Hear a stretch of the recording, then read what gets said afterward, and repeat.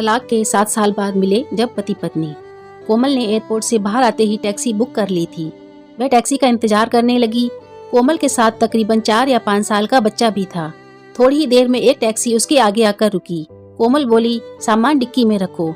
जैसे ही टैक्सी वाले के चेहरे पर उसकी नजर गई तो वह दंग रह गई। वह कोई और नहीं, उसका पति वैभव ही था, जिससे 7 साल पहले उसका तलाक हो चुका था। वैभव को टैक्सी चलाते देख कोमल को बड़ा दुख हुआ, क्योंकि एक टाइम में वैभव का अच्छा खासा बिजनेस था। वह समझ नहीं पा रही थी कि आज उसे टैक्सी चलाने की नौबत क्यों आ गई, और वह तभी बोली, रहने दो, मैं कोई और टैक्सी कर लूंगी। वैभव ने उसकी तरफ देखा तो वह भी अचरज में आ गया। वह अपनी पत्नी को देखता ही रह गया, क्योंकि 7 साल बाद वह उसे देख रहा था। कोमल नजरें चुराने लगी और कहने लगी, रहने दो, मैं कोई और टैक्सी देख लूंगी। वह बोला, कोमल ऐसा मत करो, तुम मेरी पहली सवारी हो, सुबह से कोई बोनी नहीं हुई है, तो प्लीज ऐसा मत करो, नहीं तो आज पूरा का पूरा दिन खराब हो जाएगा।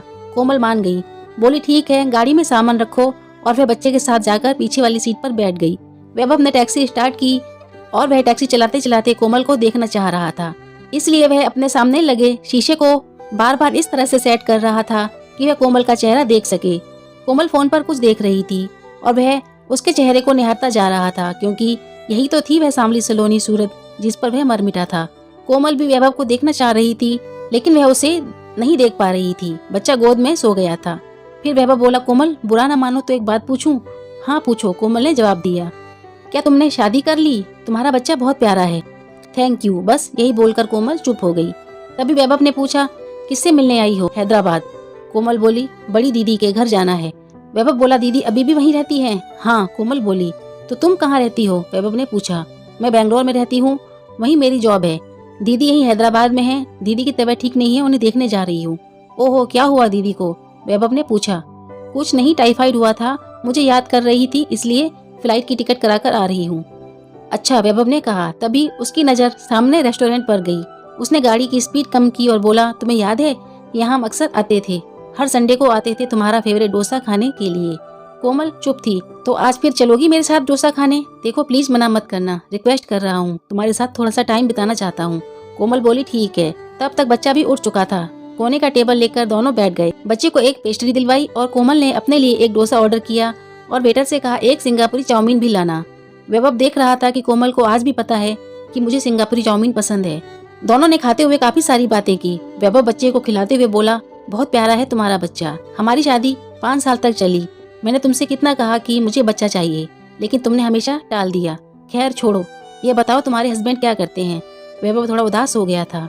कोमल ने बात घुमाते हुए कहा, तुमने शादी की या नहीं? वैभव बोला, नहीं, क्योंकि तुम्हारे अलावा कोई भी लड़की आज तक मुझे पसंद ही नहीं आई। तुम्हें दिल से निकाल ही नहीं पाया। ऐसा नहीं है कि मम्मी ने कोशिश नहीं की, बहुत लड़कियां दिखाई, लेकिन तुम्हारी सूरत मुझे किसी भी लड़की में नजर ही नहीं आई। कोमल, मैं सिर्फ तुमसे ही प्यार करता हूँ और करता रहूंगा। मैं तुम्हारे अलावा अगर किसी के बारे में सोचता भी हूँ तो मुझे लगता है कि मैं तुमसे बेवफाई कर रहा हूँ। चलो खैर, मुझे इस बात की खुशी है कि तुम्हारी फैमिली है, तुम्हारा बच्चा है, और तुम्हारे चेहरे का नूर देखकर लगता है कि तुम्हारा पति तुम्हारा काफी ख्याल भी रखता है। हाँ, लेकिन तुम अपना ख्याल बिल्कुल भी नहीं रखते हो। तुम्हारे को देखकर ऐसा लगता है ना तुम ढंग से खाते हो और ना ही अपनी केयर करते हो। बहुत कमजोर हो गए हो। कोमल ने बीच में ही टोका। वैभव बोला, किसी भी चीज में मन नहीं लगता, खाने का तो बिल्कुल मन ही नहीं करता।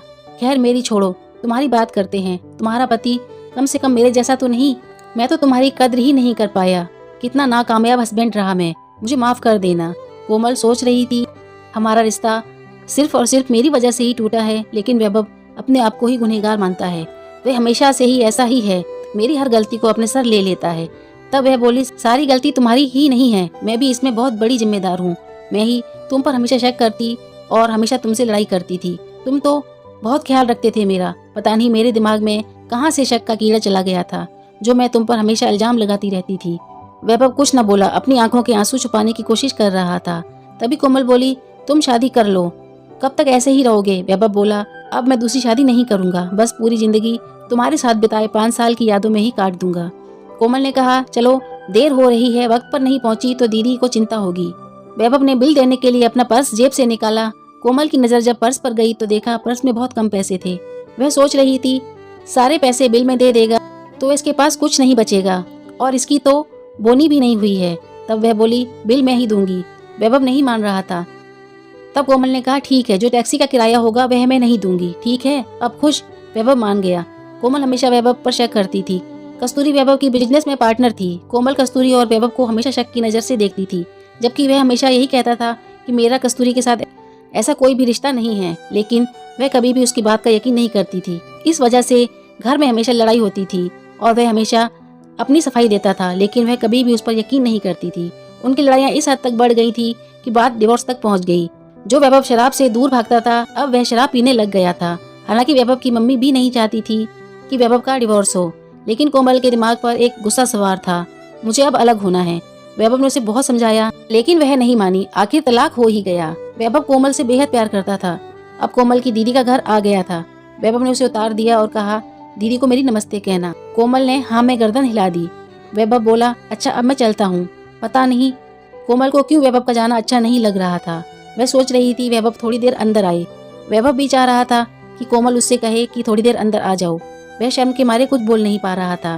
कोमल भी शर्मिंदा थी कि इतना कुछ मैंने उसके साथ किया, अब किस मुंह से कहूँ कि मेरे साथ थोड़ी देर बैठ जाओ। वैभव जा रहा था। कोमल ने उसे मुड़कर देखा, तभी वैभव ने भी पीछे मुड़कर देखा। दोनों एक दूसरे को देखकर मुस्कुराए। फिर कोमल बोली, वैभव जब मैं वापस जाऊंगी तो तुम मुझे एयरपोर्ट छोड़कर आओगे? वह बोला, हाँ हाँ क्यों नहीं, जरूर आऊंगा। तो कोमल बोली, फिर दो अपना नंबर, तभी तो फोन करूंगी ना। वैभव ने तुरंत अपना नंबर दे दिया और वह चला गया। 3 दिन बाद कोमल का फोन आया, वैभव मुझे वापस जाना है, आओगे? जिसका वैभव को बेसब्री से इंतजार था।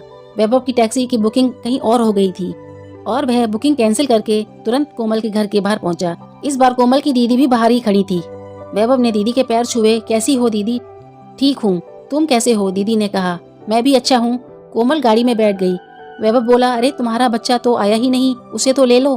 कोमल बोली, तुम चलो मैं बताती हूँ। वैभव एयरपोर्ट की तरफ चल पड़ा। रास्ते में फिर पूछा, कोमल तुम्हारा इतना छोटा बच्चा है, तुम उसे कैसे छोड़कर आ गई हो? वह वहाँ नहीं रह पाएगा। कोमल बोली, वैभव वह मेरा बच्चा नहीं है, दीदी का पोता है। 10 दिन पहले दीदी के बेटे और बहू मुझसे मिलने बेंगलोर आए थे, तो वह जिद करके मेरे पास रुक गया। मुझे जॉब पर जाना होता था, मेड उसको संभाल नहीं पा रही थी, तो बस उसी को छोड़ने आई थी। और दीदी की तबीयत भी ठीक नहीं थी, तो सोचा दीदी को भी देख आती हूँ। तो वह तुम्हारा बच्चा नहीं है? हाँ, वह मेरा बच्चा नहीं है। दरअसल मैंने शादी ही नहीं की। क्या? वैभव की आवाज में थोड़ी खुशी भी थी। हाँ, मैंने शादी नहीं की। इतनी देर में वही रेस्टोरेंट नजर आया। कोमल बोली, इस बार डोसा नहीं खिलाओगे? वैभव बोला, बिल्कुल, लेकिन तुम्हारी फ्लाइट ना छूट जाए। बहुत टाइम है, चलो डोसा खाते हैं, और तुम्हारी फेवरेट चाउमीन भी। और वह दोनों रेस्टोरेंट में गए। टेबल पर बैठकर खाना ऑर्डर किया। फिर कोमल बोली, वैभव तुम्हारा अच्छा खासा बिजनेस हुआ करता था, तुम यह टैक्सी क्यों चला रहे हो? वह बोला, तुम्हारे जाने के बाद मेरा किसी भी चीज में मन नहीं लगता था। इस चक्कर में मेरा सारा बिजनेस बर्बाद हो गया। माँ भी चल बसी, मैं बिल्कुल अकेला हो गया हूँ। घर जाने का मन भी नहीं करता, न खाना बनाने का मन करता है। कभी कभी तो ऐसा लगता है कि मैं खुदकुशी कर लूँ। नहीं नहीं, ऐसा क्यों बोल रहे हो? कोमल ने वैभव के मुंह पर हाथ रखा। वैभव ने कोमल का हाथ पकड़ा और कहा, कोमल क्या तुम मेरे पास नहीं आ सकती हो? कोमल शांत थी। तभी उसने अपने पर्स में से एक चेक निकाला और वैभव के हाथ में थमा दिया। यह क्या है कोमल? वैभव ने कहा। चेक है 30 लाख का। क्या कहा? 30 लाख का चेक? तुम मुझे क्यों दे रही हो? कोमल बोली, याद है ना, जब हमारा तलाक हुआ था तब तुमने मुझे 15 लाख दिए थे। वह मैंने आज तक नहीं खर्चे, क्योंकि मेरी बहुत अच्छी जॉब थी, मुझे कभी इन पैसों की जरूरत ही नहीं पड़ी। मैंने उस वक्त इन पैसों की एक एफडी कर दी थी, अब यह डबल हो चुके हैं, तो तुम इसे अपना बिजनेस शुरू कर लो। वैभव बोला, नहीं नहीं, यह तुम्हारा पैसा है, मैं कैसे ले सकता हूँ? कोमल बोली, देखो अगर तुम ये पैसे रख लोगे तो मुझे अच्छा लगेगा, मुझे अच्छा नहीं लगता तुम इस तरह टैक्सी चला रहे हो। इस बात से माँ की आत्मा को भी कितना दुख होता होगा, और कहीं ना कहीं इसकी जिम्मेदार मैं भी हूँ। मैं तुम्हें छोड़कर ना जाती तो तुम्हारे साथ यह सब नहीं होता। वैभव चुप था। कोमल बोली, चलो अब चलते हैं। बहुत सारी बातें करने के बाद कोमल ने कहा। वैभव का मन नहीं था वहां से उठने का। उसे लग रहा था कुछ देर और कोमल उसके सामने बैठी रहे और वह उसे देखता रहे। कोमल भी वैभव को अपनी आंखों से ओझल होते हुए देखना नहीं चाह रही थी, लेकिन जाना तो था, और वह टैक्सी की तरफ आ गए। टैक्सी में बैठकर कोमल बोली, चलते हैं। वैभव ने गाड़ी स्टार्ट की। कोमल बोली, गाड़ी घुमा लो। क्यों? वैभव ने पूछा। घर पर कुछ रह गया है क्या? कोमल बोली, मेरा तो घर ही पीछे रह गया है। क्या? कौन सा घर? वैभव बोला। कोमल बोली, हमारा घर जिसमें हम दोनों रहते थे, वही तो मेरा घर है, और अब मुझे वापस अपने घर जाना है। वैभव, मुझे ले चलोगे ना अपने घर? सारी गलती मेरी थी, मुझे माफ कर दो। मैंने तुम पर बहुत शक किया। अब जब मैं तुमसे दूर रही तो मैंने जाना कि तुम मेरी जिंदगी में क्या थे, तुम्हारी मेरी जिंदगी में क्या जगह थी, और अगर तुम गलत होते तो आज कस्तूरी के साथ होते, ना कि अकेले। मुझे माफ कर दो वैभव, और मुझे अपने साथ घर ले चलो। कोमल रोने लगी। वैभव गाड़ी साइड में लगाकर पीछे की सीट पर आकर बैठ गया। कोमल के आंसू पहुंचे और कहा, रो मत कोमल, मैं पहले भी तुम्हारी आंखों में आंसू नहीं देख पाता था और अब भी नहीं देख पाऊंगा। कोमल ने वैभव के कंधे पर सर रखा और कहा, मुझे तुम्हारा कंधा हमेशा के लिए चाहिए, जिस पर मैं अपना सर रख सकूं जब भी मुझे इसकी जरूरत हो। जिंदगी का सफर अब मुझसे अकेले नहीं कटता, मैं थक गई हूँ अकेले चलते चलते। वैभव अब क्या चाहता था? बस यही तो चाहता था। फिर कोमल बोली, वैभव अब मुझे भी अपना बच्चा चाहिए। वैभव ने मुस्कुरा दिया। कोमल भी थोड़ा शर्मा गई और दोनों वापस घर लौट गए। तो यह कहानी आपको कैसी लगी? आशा करती हूँ पसंद आई होगी, और अगर पसंद आई है तो प्लीज़ लाइक और सब्सक्राइब कर दीजिए। धन्यवाद।